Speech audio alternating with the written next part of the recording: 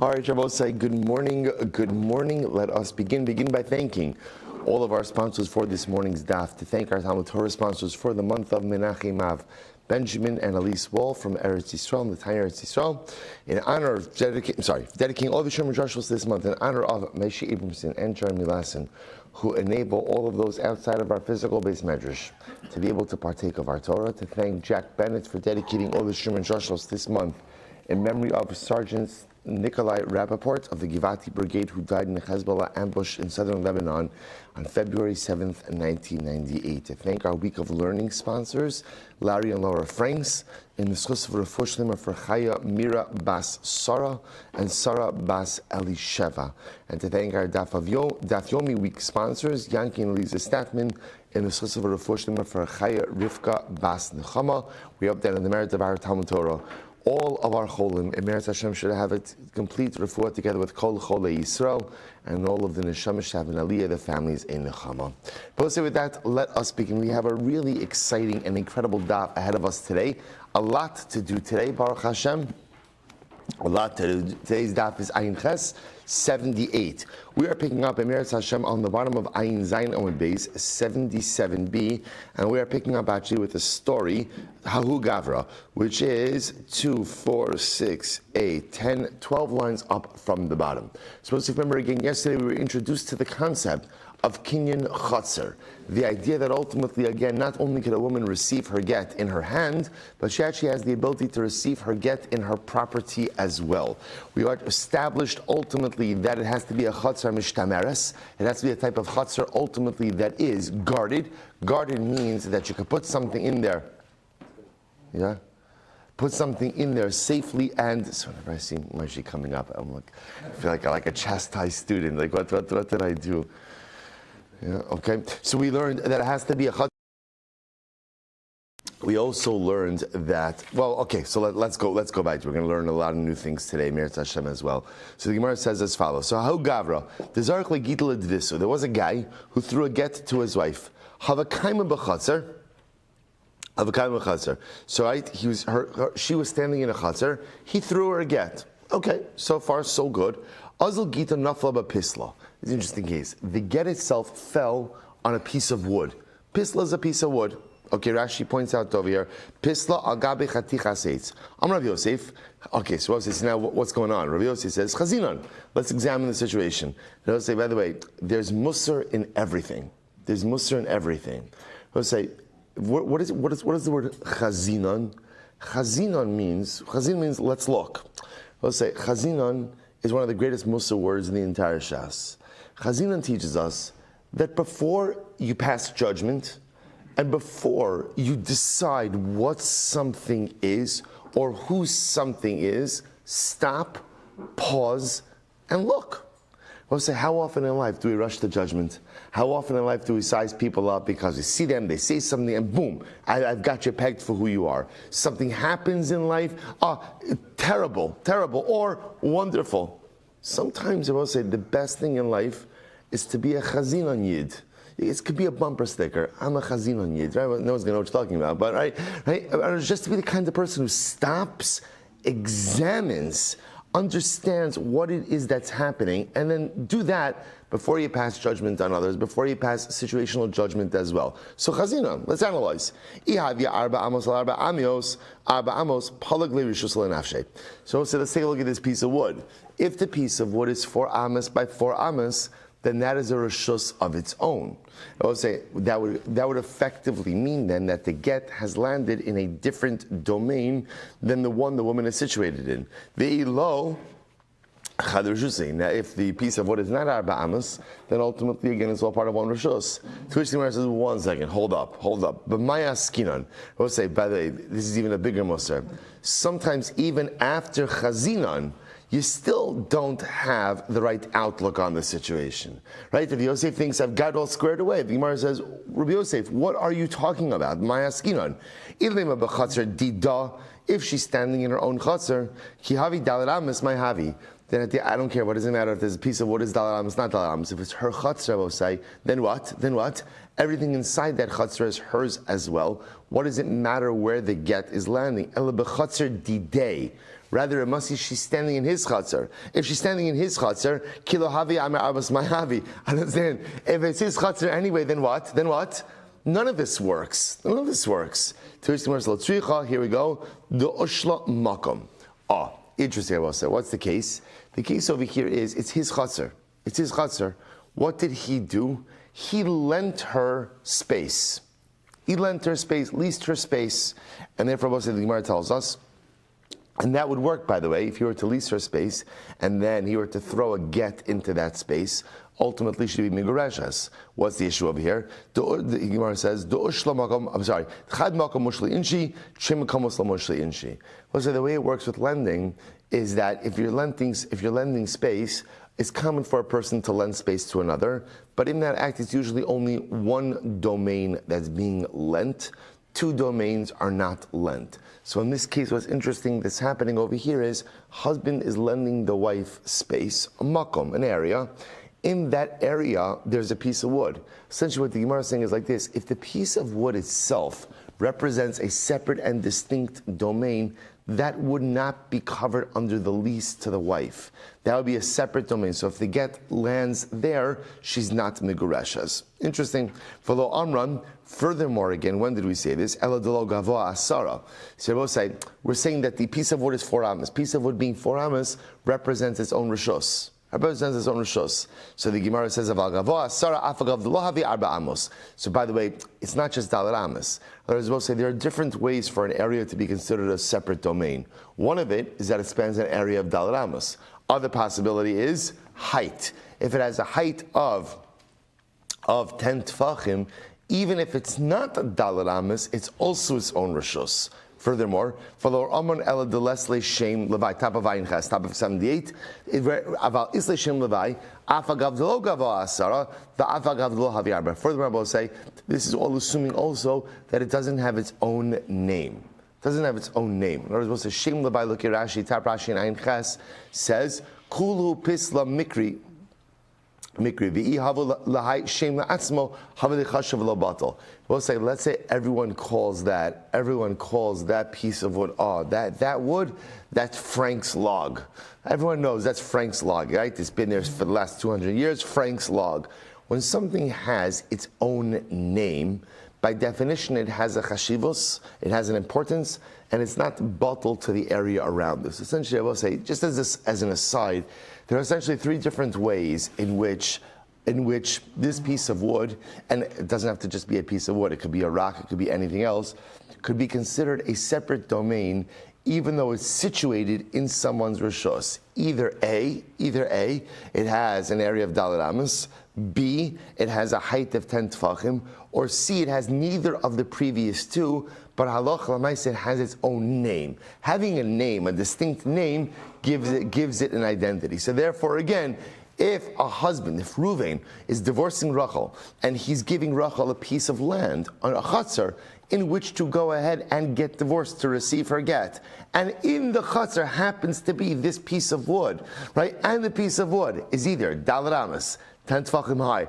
or has its own name, its own identity.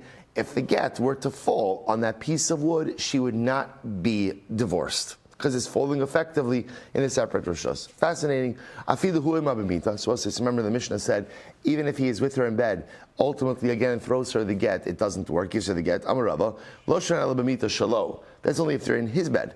Aval b'mita shalo migurashas. If they're in her bed, and he gives her the get, ultimately again she's migurashas. Tanya that supports this. Rabbi Eliezer Omer b'mito shalo in migurashas, b'mito shalo migurashas.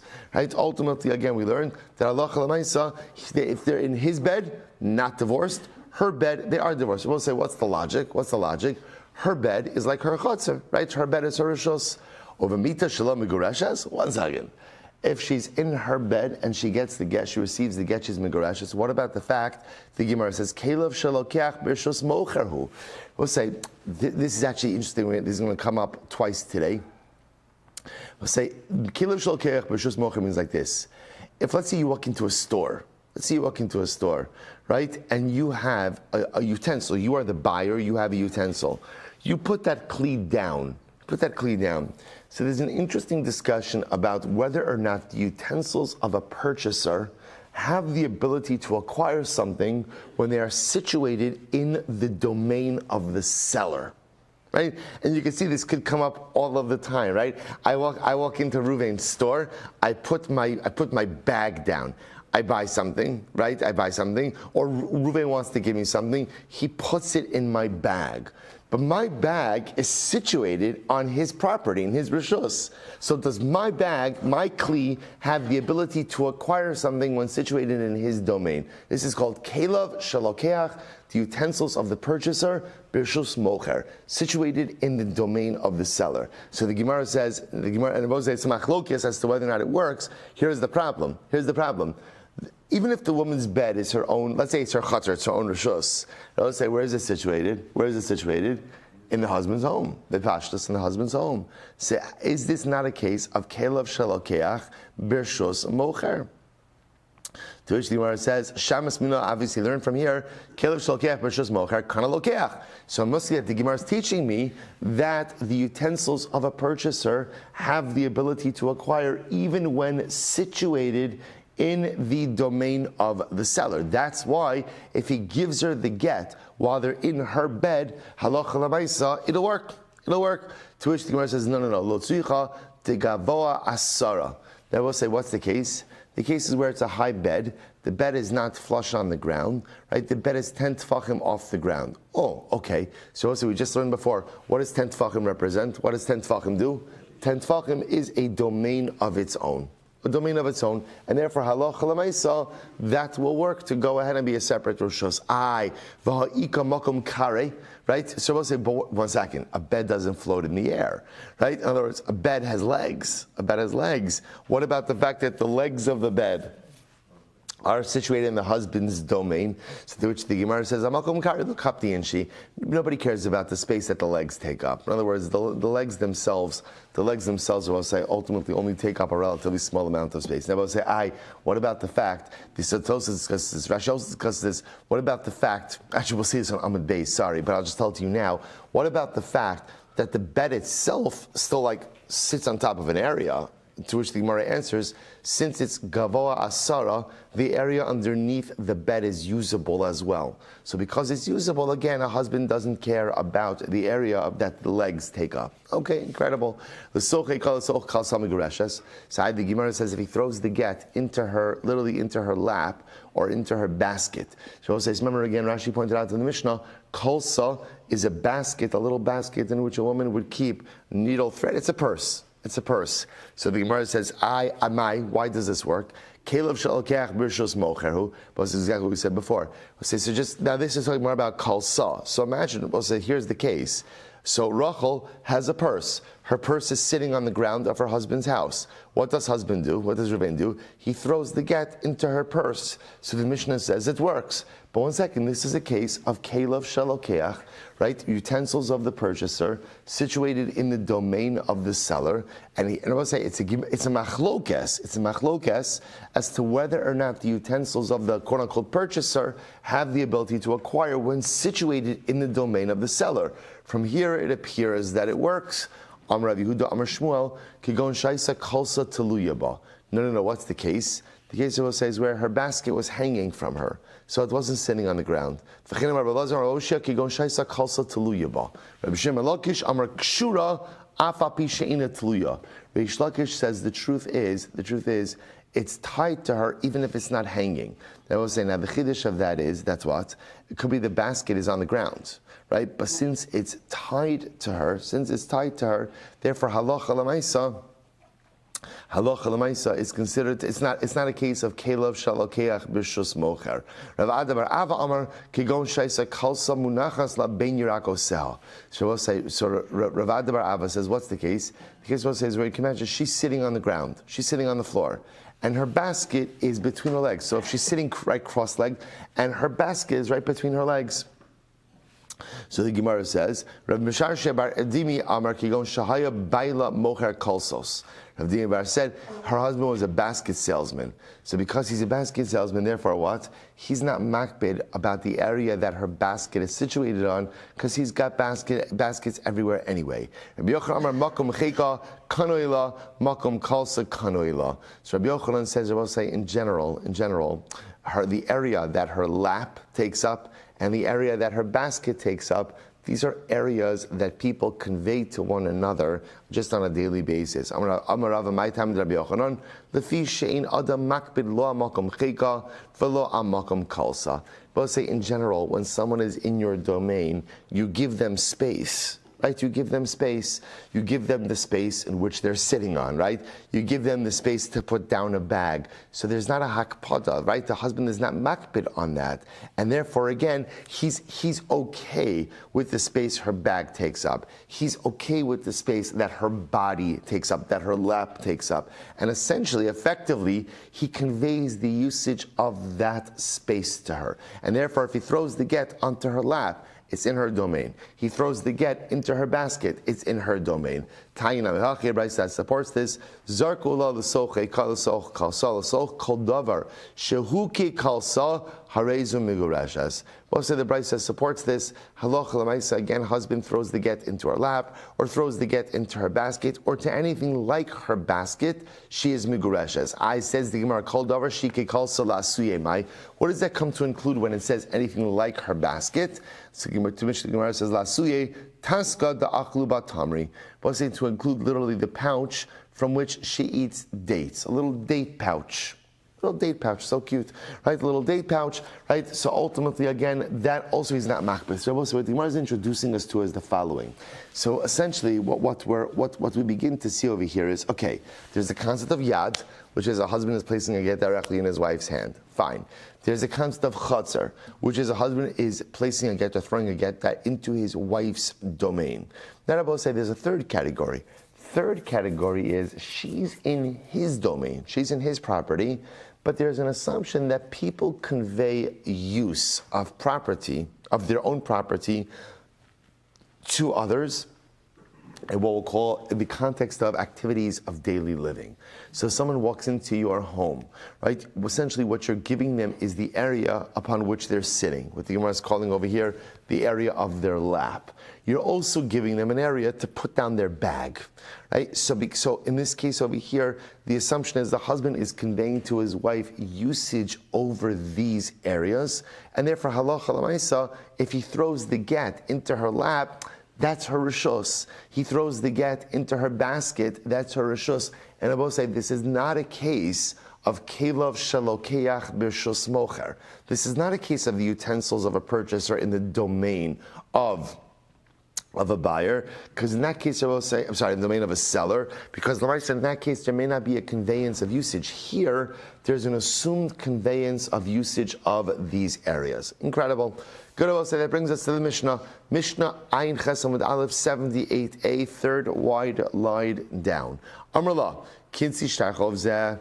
So listen to this. Reuven's divorcing Rachel, but for whatever the reason, Reuven doesn't have the nerve to tell Rachel that he's divorcing her. So what does he do? He tells her, "Do me a favor, take this, loan document, right? Take this loan document." I will say, and then what happens? It's right. It turns out it's a get. Oh, now this is an interesting case which we'll have to define. Or I will say, if you could imagine, he has a document, kind of like tucked into the back of his cloak, and she takes it out. Korah, she reads it, Vaharihu Gita, and it turns out, surprise, it's her get, right? It's her get. Now, both say, now, in case number one, he's misrepresenting. He's actively misrepresenting. He's telling her, take this document, it's a loan document, right? So case number two is, it sounds like he just has it on his person, and she's taking it from him. She's taking it from him. Both of these cases, she opens it up, it's a get. Ultimately, again, it's not a get until he says to her, this is your get. Okay? We'll say, so what happens? He puts it in her hand and she's asleep. Both say, some people bring their wife breakfast in bed, right? Other people, right, bring a get, right? Both say, so now what happens? So he brings her a get, she's sleeping. He puts the get in her hand when she's sleeping. She wakes up, Ni'ura Kora, she reads it, Vahari hu gita. And it turns out, it's her get. Eino get, at shiumar la hagiteich. Ultimately, again, I will say, it's not her get, until he says to her, this is your get. And I will say, this last case is interesting over here, because in this case, there is a direct nesina, there is a direct giving. It appears, I will say, that what the Mishnah is introducing me to is the concept that it's not even enough just a direct giving, there has to be like a declarative statement that this is your get. All right, let's analyze. So, ki amar la hagiteich my havi, right, my havi, havatli giteich mi al gabi karka. I will say, the Gemara over here is specifically focusing on case number 2. What was case number 2 in the Mishnah? Reuven has the get tucked into, let's say, the back of his cloak. What happens? Rachel comes along, she takes it, she reads it, it's her get. So the Mishnah said it's not enough until he says, it's not valid until he says, Hagitech, this is your get. To which the Gemara says, whoa, one second. Even if he says this is your get, it still shouldn't be effective. Why? Don't say, he didn't give her the get. What happened? What happened in this case? She took it. Notice that, remember again, get 101. A husband has to give a get to his wife. Here in this case, she's taking it of her own volition. Why should it work? If a husband puts the get down on the table or on the ground and he says, take your get, that doesn't work. It has to be a direct act of giving from husband to wife. Did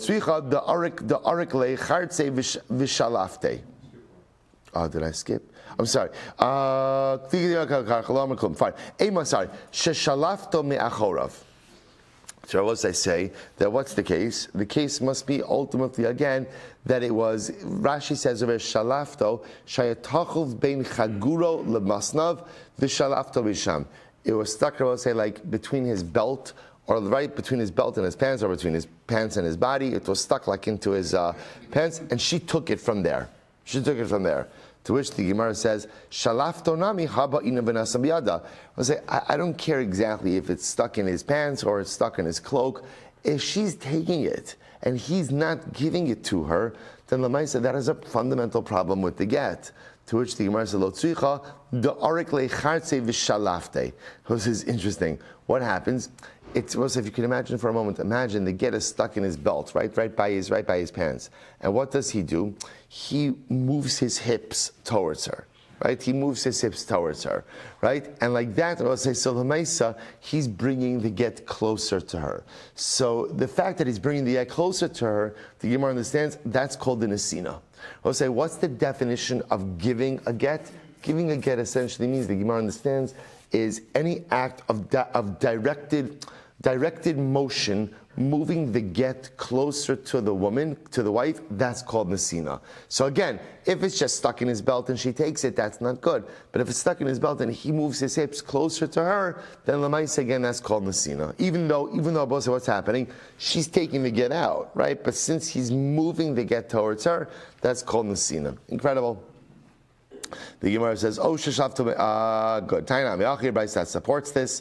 Kinsi shtar chovzeh. If he says to her, "Take this document, this loan document," "Oh, sheshavto me'achorav," or the get was behind him and she took it. Kara, so she reads it v'hariu git, and it turns out it's a get. Eno get ad shiyomer la hagitech divrei Rebbe. Rabbi Shimon Elazar with the olam eno get ad shiyit lena himenu v'yachsar v'yitnena la v'yomer la hagitech.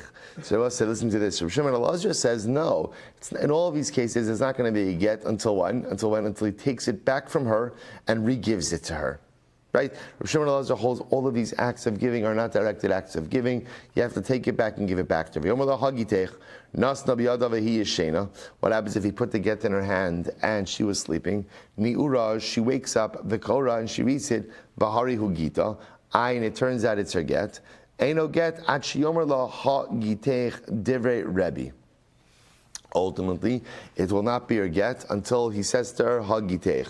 Rabbi Shimon Elazar, that's Rabbi. Shimon Elazar omer ad shiyit lena himeno v'yachsar v'yitnena la v'yomer la ha gitech. So Rabbi say it's interesting. So Rabbi Shimon Elazar, so Rabbi say this is a brisa that mirrors the Mishnah a little bit, but not fully. You keep on having this position. It seems to be our Mishnah reflects the view of Rebbe, that really in all of these cases where the woman, well, now we define, so we can go through this, right? Case number one is where she took it thinking it was a loan document, it turns out it was a get. Case number two is he moved his hips towards her, right, and she took it. Case number three is she was sleeping, he put it in her hand when she was sleeping, she wakes up and she sees it's a get. Our Mishnah seemed to indicate that really all you need in all three of these cases is a declarative statement of Hagiteich. This is your get. The Brisa introduces us to the case of Rabbi Shimon Elazar, who says that no, in all of these cases, you got to take the get back again and give it back to her. To which the Gemara said, I will say now, the Brisa itself quotes two different cases, right? The kinsi shtarchov zeh or shalafto me'achorav, or the sleeping case. And both cases have this machlokes, Rabbi and Shimon Elazar.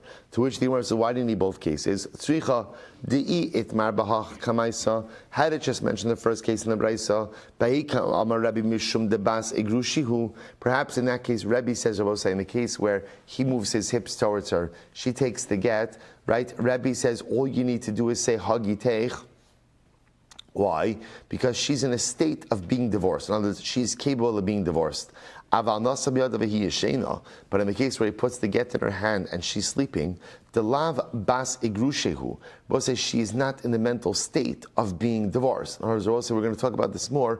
The problem of putting a get in the hand of a sleeping woman is when a person is sleeping, I will say they don't have das. They don't have das. That's the assumption. So Allah Chalamais again, since in the case where he puts the get in her hand and she's sleeping, she doesn't have das. Perhaps Rebbe would agree with Rabbi Shimon Elazar that halacha l'maisa you have to take the get back and re-give it when she's awake. And if we would have just said the second case, Rabbi Shimon Elazar only holds this in the second case where she's sleeping, and therefore tzricha. Therefore, we'll say halacha l'maisa.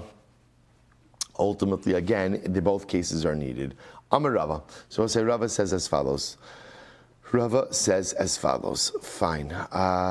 Good. Kasav laget v'nasna biad avda yashin u'mishamarto hare zeget. Near eino get dahavi leichatza mishtamer shalola daita. So I'll say another interesting case over here. So watch this. I'm just trying to see. Fine. So listen to this. So now, another case. So Reuben is divorcing Rachel. Rachel has an Eved Kanani. Right? She has her own Eved Kanani. So what happens? Now imagine if, let's say now, the husband wants to place the get in the hand of the Eved Kanani. Now I will say, why would such a case work?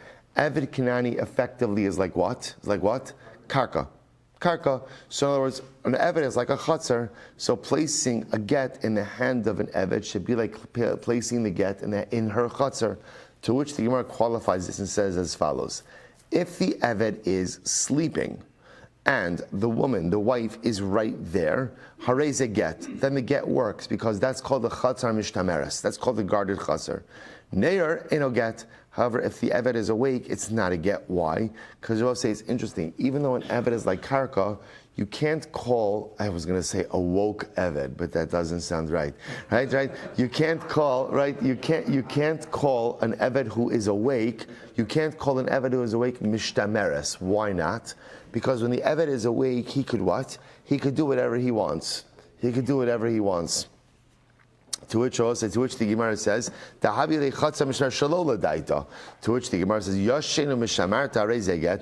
understand. If the Eved is sleeping and she's standing there, ultimately, again, that's called the chatzar mishtameres. Amai, chatzar ma'alechasi, the chatzar ma'alechas lo kana. I will say, this is a mobile chatzar. And then generally, the concept that a mobile chatzar cannot acquire. Shiny. Maybe you'll say that, well, 1 second. Once he's sleeping, right? He's sleeping now. So now he could be a chatzar mishtameres, to which the Gemara answers, V'amarava kol she'ilu mahalech lo kana, omid v'yoshev lo kana. So Rava said, sorry, any chatzar that is technically mobile, even if now it's immobile, doesn't have the ability to acquire. To which the Gemara says, you're right. What's the case? The halacha also would be in a case of an Eved who is bound. So if you have a tied up, bound Eved, a tied up, bound Eved, I will say in that case, the Eved ultimately could act as a chaser. Why? Because since he's bound, you've removed mobility. Once you've removed mobility, then ultimately he has the ability to function as a chaser. Okay, I will say, bottom line, the takeaway from this particular sugya is that number one, I will say this case over here of halacha l'maisa, if he gives her the document and ultimately she thinks she's taking a loan document, ultimately, again, he gives her the document, she takes it, she reads it as a get. It's only going to be good once he says, harei a get. Case number two, what we're introduced to Rabbi is, there is a nesina, the definition of giving, of nesina is actively directing the get in her direction, even if at the end of the day she takes it. So meaning if that's the case also where the get is in his belt. Get is in his belt, he moves his hips towards her, she takes it. Halacha l'maisa, as long as there is a directed movement from him to her, that is going to be called an asina. He puts a get in her hand when she's asleep. And ultimately again she wakes up, she finds the get. Ultimately, again, that requires an amira of harei ze get. In other words, because also remember, essentially, he's given it to someone without das. So therefore, when she wakes up and realizes what it is, he has to say to her, Harei zu gitech. Incredible. Mishnah. So we'll say, this is now an interesting sugya. So we'll say, so we're transitioning now a little bit. We've gone from a case, ultimately again, from her chatzar, to now imagine the following situation. Reuven and Rachel are standing in Rishus Harabim. They're standing in the public domain. What does Reuven do? He throws the get to Rachel. So we'll say, so the shaila is now, what's the halacha? So hay some of this Rishus Harabim, v'zarku la, and now he throws her a get. So we'll say, what's the halacha? Karav la migureshes, karav la in migureshes. If the get falls closer to her, she is divorced. If the get falls closer to him, she's not divorced. I mechza al mechza. We'll say what happens if it's half and half, equidistant to the two of them. Then migureshes and migureshes, suffix migureshes. She's a suffix divorce. Now we'll say, by the way, what happens in every case of suffix divorce? What happens in every case? Number one, you have to give another get.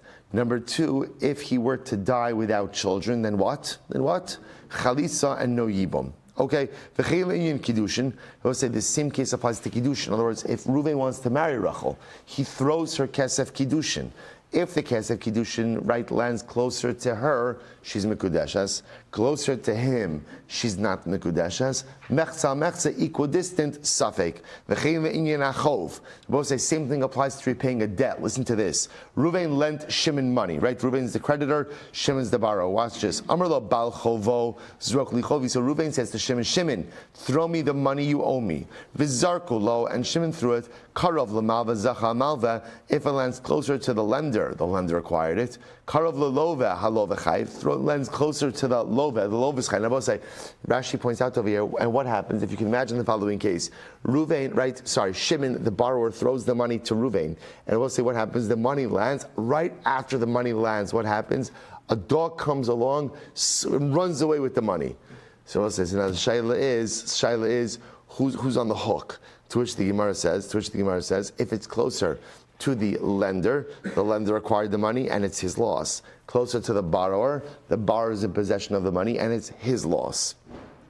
Mechza, what happens if it's equidistant between the two? Yachloku, they split the loss. So it says the Gemara, let's analyze. Hechi dami karav lo, vechi dami karav lo. What is this case? Because this sounds like a very strange case, right? Reuven and Rachel, husband and wife, are standing in Rosh Hashanah, so public domain. So what's going on over here? To which the Gemara says, Amarav, arba amos shala, zeu karov lo. Arba amos shalo zeu karov lo. So we'll say, so comes along Rav and says, let's clarify what we're talking about over here. We'll say, when a person is in Rosh Hashanah, remember, as much as it's public domain, a person does have their own space in Rosh Hashanah, right? What do we call that? That's your dalaramas. Right? Everybody has their dalaramas. So we'll say, so maybe Rav says, maybe what we're talking about over here is karov lo. What does it mean? The get is landing close to her in her dalaramas. Close to him in his dalaramas. To which the Gemara says, I'm sorry.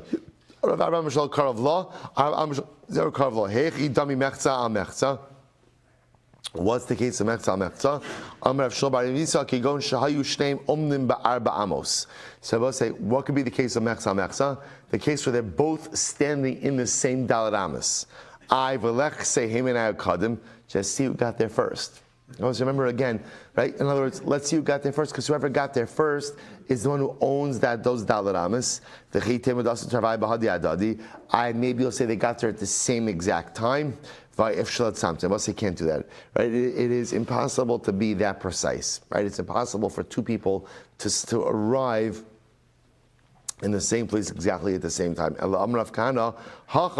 there's a better interpretation. Rav Kana says, what are you talking about? Where Reuven and Rachel are standing exactly 8 amos away from each other. So essentially what's happening over here is their dalet amos literally again border on one another. Amud Beis, the get yotze me arba amos shel dalet amos shela. So we'll say, what's the case? Okay, so bepashtos, what it means is karov la means it lands in her dalet amos. Karov lo means it lands in his dalet amos. Ultimately, says the Gemara. But I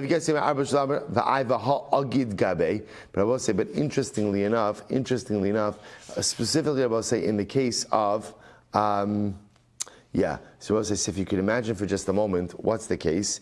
The case could be Allah Chalamaisa, where the get straddles part of his dalet amos and part of her dalet amos. To which the Gemara says that's not going to work. Why is it not going to work? Because halacha l'maisa, if the get is straddling any part of his dalet amos, then what? It's in his rishos. And if it's still in his rishos, then that is a deficient nesina. That is a deficient act of conveyance. Ella, so the Gemara says, Ella Rabba Rav Yossi no, what's the case? Hacha Aman Ayin Chesma Beis 78b, 3 lines down. Hacha B'shtei Kiti Eidim Askinon. Let's say, what's the case? We're dealing with 2 groups of witnesses. Achas Omeres Karov Lo, Ba'achas Omeres Karov La. So I'll say, interesting, this has nothing to do with geographically where the get lands, but rather, again, we have 2 sets of witnesses. Why, right? Everybody agrees Reuven threw a get to Rachel. What's the machlokes? Where did it land? One set of witnesses say it landed closer to Reuven. One set of witnesses say it landed closer to Rachel. So Gemara says, Rabbi Yochanan Amar Karov Lashaninu Afilu Mea Ama. The Karov Loshin Afilu Mea Ama. So it's very interesting. And Rabbi Yochanan comes along and says, now the common denominator in the first couple of interpretations is that they're all talking about where the get is falling somewhere in her dalet amos or his dalet amos, and that makes a lot of sense because lamaisa, your dalet amos are kona for you even in Rishus Harabim, right? Then Rabbi Rav Yosef are coming along and saying about testimony. Here Rabbi Yochanan says something very interesting. He says, when we speak about karov la, that is falling closer to Rabbi, it even means even within 100 amos of her. Now I was saying, now that's really interesting, because now I was saying, what if you could imagine for just a moment. So what that sounds like it's saying is like this: imagine for a second, Reuven and Rachel are standing at a good distance from one another, right? What does Reuven do? Right? Reuven is a former, Heisman Trophy winner, right? So what does he do? He takes that get, right? He throws a perfect spiral, right? And it's landing, but imagine for a moment, right? They're standing, 200 feet away from each other. So now Rav Yosef is saying, by the way, even if that get lands 50 feet away from her, but it's closer to her than it is to him, she's migurashas. She's divorced.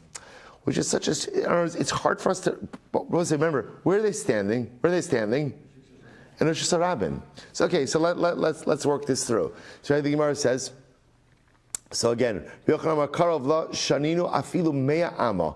Karov lo shaninu afilu mea ama. Hechidami. So we'll say, what's the case of mechza mechza?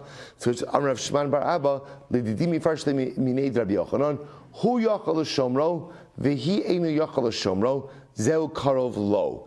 He yachal l'shomro v'hu einu yachal l'shomro zeu karov lo. Shnei yachal l'shomro shnei eichal l'shomro zeu mechza mechza. So what's that comes along Rabbi Yochanan gives us a working definition now. Let's say, what does this mean? Let's analyze this. Karov lo, or karov is a function of who has the ability to guard this document, right? But say that's really what I mean. It's not as much a function of is it within her Dalet Amos, not within her Dalet Amos. It's a very simple definition. If Reuven throws Rachel a get, if it lands close enough to her that if a dog were to come running after it, she could grab it up first. Or if the wind were to start to blow it away, she could grab it up first. That's called Karov Law. Now I'll say, now what is that? Is that 2 Amos? Is it 3 Amos? It's going to depend on every person, every day. But the idea over here is Karov Law means it's close enough to her that she could guard it. Karov Lo is close enough to him that he could guard it, and she cannot. She cannot. Mechza is close enough to both of them that they can guard it, or far enough from both of them that neither can guard it. Incredible. So I will say that's a working definition. That's a working definition. Amru Rabbana Kamid Rabbi Yochanan Mished Rabbi Yonasan. So the rabbis said this over in front of Rabbi Yochanan in the name of Rabbi Yonasan. Hachi, so the Gemara says, sorry, Mished Rabbi Yonasan.